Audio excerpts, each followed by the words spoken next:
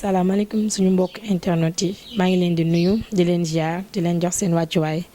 amaat mbégte ak contentement dellusiwaat ci suñu biir émission seet siwaat beneen daanaan rek ñu gën ko xam ci Malick Sow mu nga xamante ne mi ngi liggéey fii ci Thiaroye duma leen wax kan rek dama leen di bàyyi mu présenté wu rek xam naa moom kenn dootu ko laam-laamee fii ci biir Sénégal Malick Sow maa ngi lay nuyu gën ko xam rek ci turu Lopez grand frère maa ngi lay nuyu. ñu ngi lay nuyu bu baax Abi di nuyu mbokk internet yi ñuy seetaan yëpp à travers votre site di nuyu askanu Sénégal yëpp. comme niñ koy defee saa su nekk rek ci suñu biir émission su ma doon laaj tey jii monsieur Lopez lan mooy ay fonction. waaw Malick Sow laa tudd moom la mooy sama tur dëggantaan ñu gën ma xam ci Lopez c'est le nom d'acteur samay fonction nag moi je suis enseignant chargé de com au niveau de l'inspection d'académie de Pikine Guédiawaye. Et je suis journaliste, formateur en même temps à la radio Oxygène FM et Dakar TV International. Et je suis acteur développement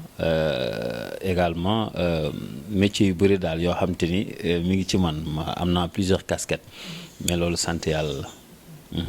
tey nag xam naa suñu biir émission dañuy focaliser wu rek ci art bi ma lay laaj ba nga dalee dugg ban année nga dugg ci art bi d'abord. loolu yàgg na depuis bi ma nekkee à l'école élémentaire bi may def élémentaire maa ci laa dugg ci art bokkoon ci ay troupe théâtrale à l'école élémentaire bon di ci jouer lu bëri moo ma topp ba collège ba lycée donc voilà yàgg naa ci depuis xale. sa passion la daal. sama passion la waaw.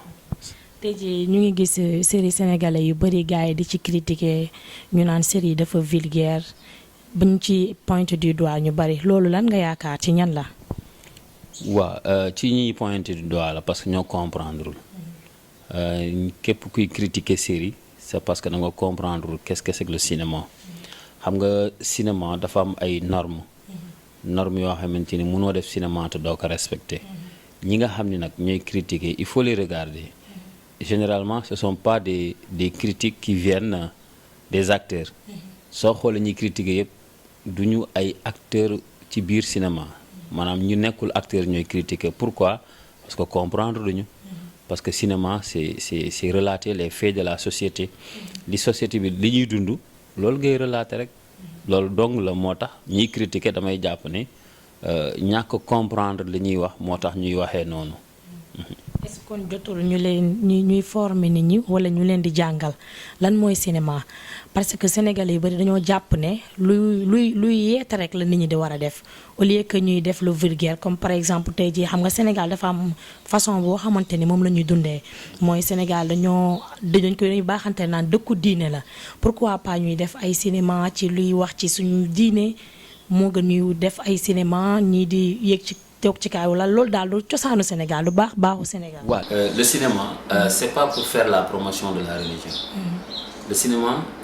boo xoolee caractère am yëpp mooy promouvoir et dénoncer. loolu mooy rôle cinéma. Si on faisait la promotion de la religion da ngay gis koo xamante ni dafay jouer des histoires du prophète ou des prophètes. Mais on n'est pas là pour ça soo nee dëkku diine la.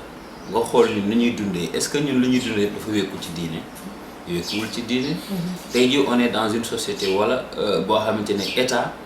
dafay délivrer des cartes professionnelles à des travailleurs de sexe mooy ñuy jaay seen bopp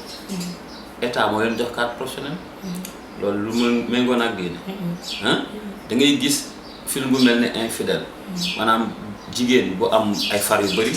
wala jigéen bu am jëkkër am far wala góor bu am ay coro yu bëri wala am jabar ba pare di doxaan loolu am na fi wala am fi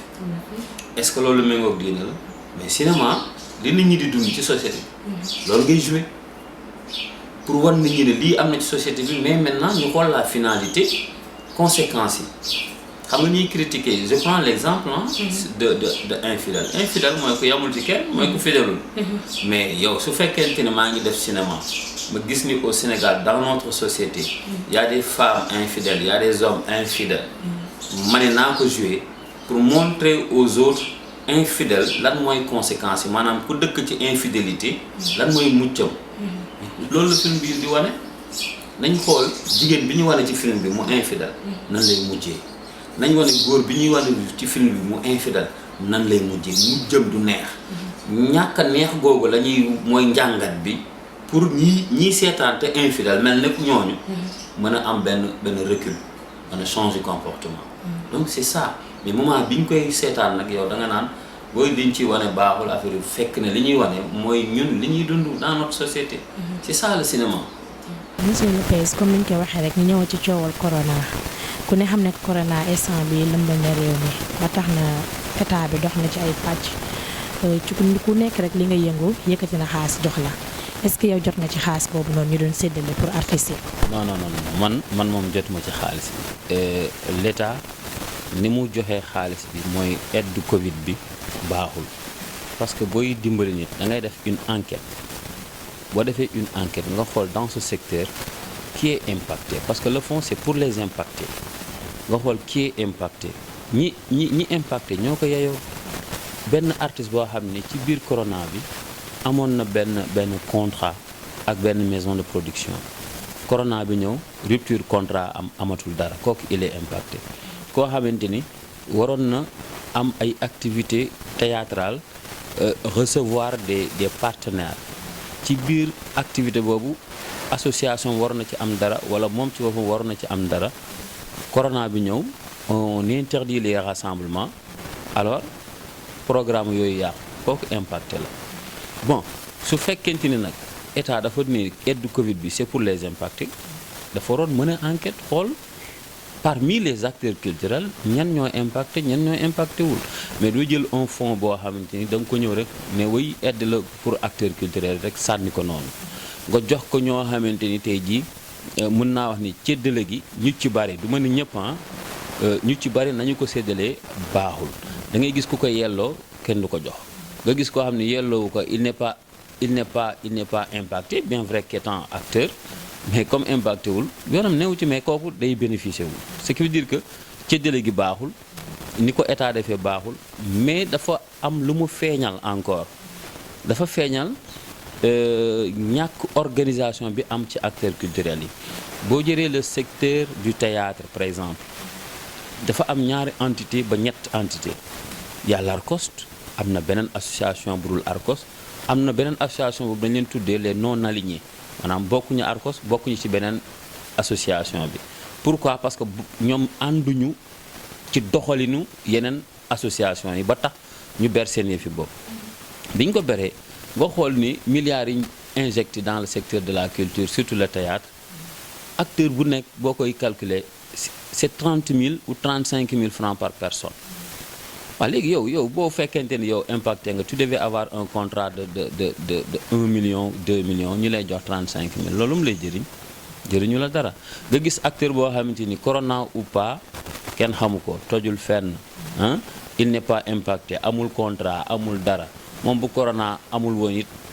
dina toog 2 mois 3 mois du am dara